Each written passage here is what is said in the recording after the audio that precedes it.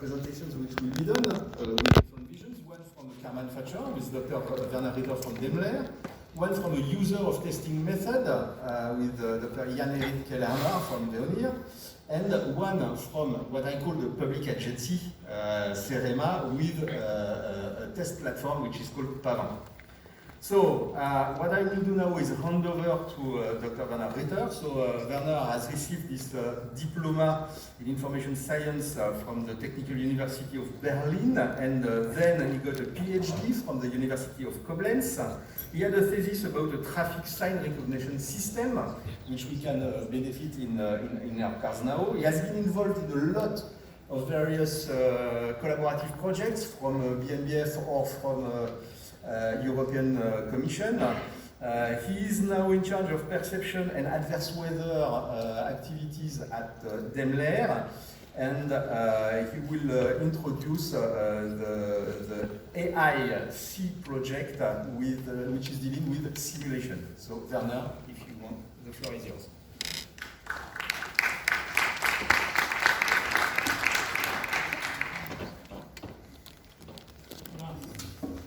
So good evening, everybody. Yes, the audience is here. So well, let's start to wake you up a little bit. We'll start with the motivation for all this work, and motivation comes up. So in 2016, there were some rumors. Well, at the beginning of 2020, we will have so-called ADS, automatic driving system, which means driverless system, and which we will soon in the early of 20s. Now we have 2022, and we still have to wait for these cars. And there are several problems which are not solved yet. So, and one really big problem is driving in adverse weather. We asked ourselves in 2016, so what would happen if such a car runs and the weather turns bad, and the answer was really sobering, so it simply would stop to work. So that's not the problem for the old system, which we call the level 2 systems, because here the driver itself is responsible for the driving task. But this will change dramatically if you go from level 2 to level 3, and this level 3 system will come into the market soon. And here's the system itself, the driving system, is responsible for the driving task. And the system itself has to monitor itself, so whether it's still operable or not, and in case if it's not operable, he has to initiate the handover to the driver right in time. So just imagine you're running into a fog wall and your system is completely blind, and the minimum handover time is 10 seconds. Without a proof that this really works, I think nobody of the audience will drive such a system, except he's an adrenaline junkie. So okay, so that was my pre-word to introduce the word here. So. And you see, it's pretty important to verify that the system behaves well also in adverse weather. This is one side of the medal. The other side of the medal is it should also be capable to run into the weather. And both need this balancing. So first of all, of course, we need a system which is capable to run in such a system. And then we need a judge which says under what condition, what degree of fog or snow it can run. And one thing which is pretty important here, that is simulation. So I will talk about it later on, but let's start. So simulation is one important part of the AIC project, and I mentioned it before. So we started, the AIC project is intends to develop a perception system capable to run all the adverse weather conditions, 24 hours, 365 days. That's our objective. So we started this development in 2016 with a predecessor project, and this predecessor project is called DEMS. If you want to have more information about it, just look at www.dance247.eu, so you have all this information. Okay, now in the second phase, so it doesn't fit exactly, my name is hidden behind the title, that's okay. Yes, we started this project to develop such a perception system capable to run in these weather conditions. And if the perception system of the ADS runs well in that weather, of course the ADS also runs well. And for that purpose, we have to develop a robust and fault-tolerant local sensing technologies. This means new sensors, and also, as I say, the AI. This is the processing unit behind the sensors. This is what we have to do, and thanks to good circumstances, we have a really good team here. We have 21 different partners from 6 countries, and we have a budget of 20 million euros, and I think that should help to develop these things well. Coming back so to the experience which we've made in 2016, so all the sensor suppliers said to us, well, at weather is absolutely no problem, our sensors work really robust. Then we are really frustrated from the first results we got in the fog chamber of Serema. The fog chamber has got a length of 32 meters, and there's a fog of a visibility with 50 meters inside. In the big picture you see the LiDAR system, and the most energy is weighted from the LiDAR system for the detection of the fog wall directly in front of the car. And pedestrians at distances greater than 25 meters, they simply vanish. This means half the visibility. That's LiDAR, and to be honest, it's not that good. It's still the same, but let me say it this way. They have a bit more illumination power, but that's all. They still have to work on these algorithms. That's when I say it here because maybe in the audience are some guys who are developing this. Okay, on the top left, the standard stereo camera, you see also pedestrians in 25 meters distance are not visible yet. And in the middle left, you see the gated cam offer introduced today, and it's in my opinion the best camera for adverse weather. So, but there are other things which we can do. Okay, let's go to the concept, to the architecture of such a perception system. It looks pretty similar to the architecture of the predecessor project. First of all, we need 4 sensors. This is infrared LiDAR, because we need more illumination power, a gated cam, polarized imaging. We also make a deep dive in polarization, and last but not least, a high resolution radar. This is a minor radar. And of course, we added also an HD map capable to give us the correct map data, although in adverse weather conditions. This means especially in snow, when you can't see any infrastructures, and you need a really stable HD map to give you the way. And of course, we need new algorithms which can work with the new sensors. These are mainly based on deep neural network technology. And that's a really new thing compared to the old architecture. That is a really big simulation path which supports us in the development and in the testing of these tools. And last but not least, of course, we need some recording toolings that we can get some images from the real world to prove our results, which we have achieved so far. Okay, but the focus today will be on the simulation systems itself. First of all, all the other modules, you can read about it at www.aic .eu. So this is our homepage. I have no time to focus it, but it's pretty interesting. So let's come back. Why is simulation so important? So in the dance project, we made several measurement campaigns. It summed up to 2 months nearly. And we, like a tornado hunter, we are seeking for snow, falling snow or fog, and we always heard the forecast, and they announce, well, there will be snow, there will be fog, and then we drive in this region trying to get snow in the air, not snow on the floor, but in the air. That's the thing.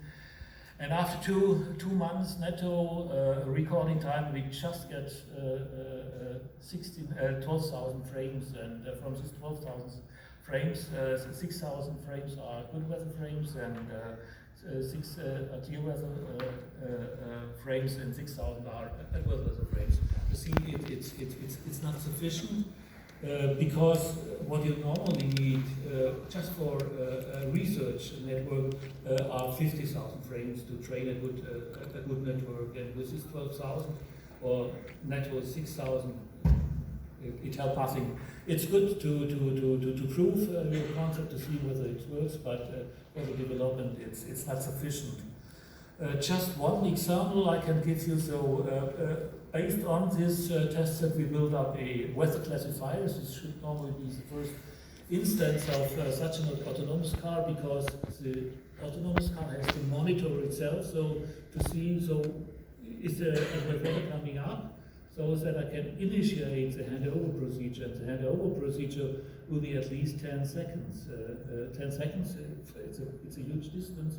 If you run with 100, these are really 300 meters, or the length of 3 soccer fields. Can happen a lot. I never would send a car which drives blind this long distance. Okay, but this weather classifier, so it works pretty good. We had accuracy, you see it on the bottom right side, accuracy of nearly 90%. That's pretty good for the first shot. But it solves not our problem. We only can differentiate between clear weather and where there's fog, there's snow and so on. But what we really need is to detect these transitions. This means when it comes from clear weather to fog, this means that we have to be able to detect certain degrees of the adverse weather in a range that we can still initiate the handover. This means in a range where we still are capable to run safely.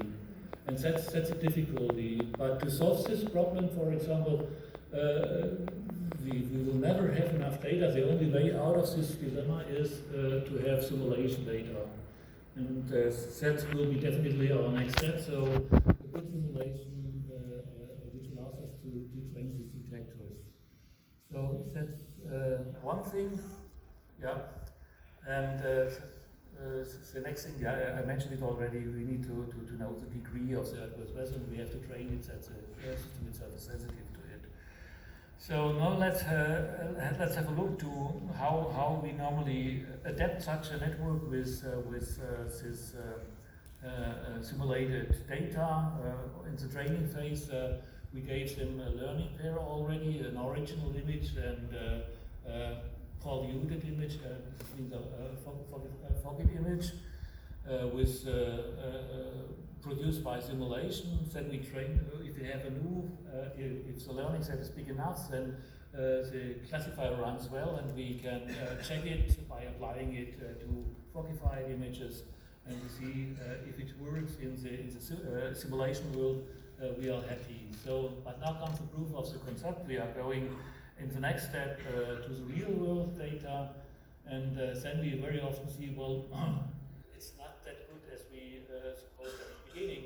And the problem is pretty simple. So it's because the artificial fog which we have generated is not good enough. It's not realistic enough, so that it can fake the real world images for the classifier. And in this case, if the mimic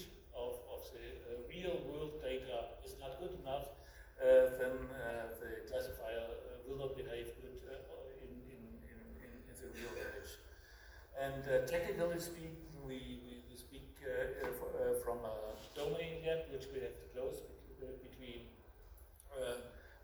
the simulation world and the real world. And to close this gap, it's not that easy. I don't have time to make you a deeper dive, so I just abbreviate it. So we can do it only stepwise, and we make it in a way that we use at the beginning reduced variability of the weather, and we know this weather very well because we take some scenes from the weather chamber. We try to simulate it with a good simulator, and we see how big the distance is, and the measurement unit here is always a perception system. It's not the human eye, it must always be perception system. And the next step, if this runs well, so we have two things. So no, it's too deep, so we have no time. Then we go to the next step. We go to the proving ground, where we have more variations in the weather because we have more disturbances like wind, heat, and so on. But we can reduce the scenarios. That's make a reduced variability, and we also can train this. And if this runs well, we can go to the real world. But for the adaptation or the quality proof in the real world, we need really huge data because we can make this proof only via statistics. Okay, so that's one thing. Now I've talked to you, so how we want to achieve that our simulation is good. And now the problems with the simulation. So in the project we work together with ANSYS, and ANSYS has a really huge experience in simulating sensor data. But the problem which we encountered is that the simulation tools they currently use to simulate adverse weather, they are pretty time consuming. And the problem is that they solve this differential equation of the scattering. 4 minutes, I have to speed up.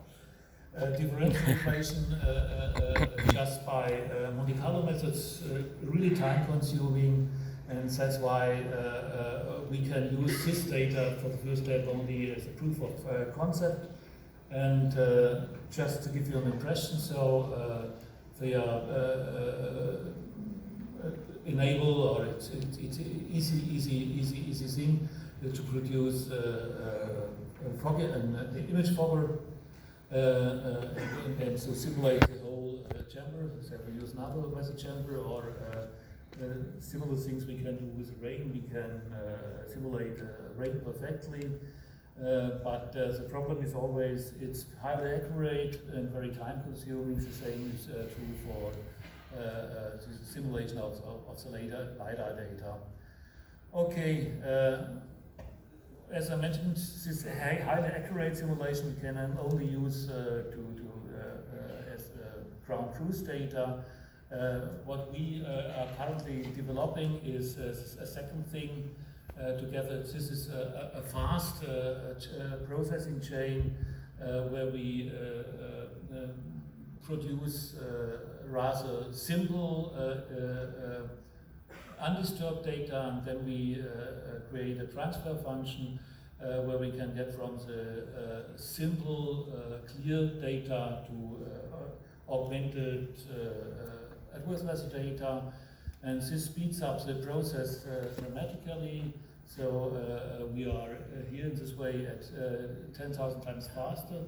Of course, it's of cost of the accuracy, but we can train with this data. Just one thing about these transfer functions. So the basic transfer functions we already have is a Gaussian blur. It means only we dampen it with the distance, the illumination power, and this leads to a blur also for the illumination.